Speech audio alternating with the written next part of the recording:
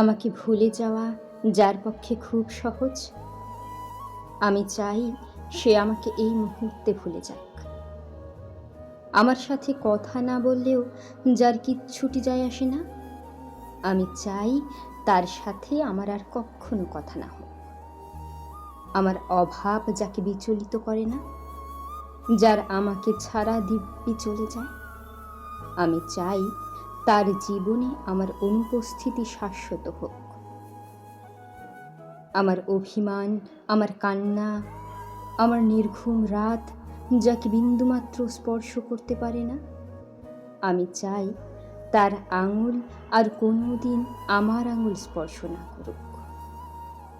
তাতে আমি কষ্ট পেলে পাই, ভেঙে গেলে যাই, একলা হলে হই।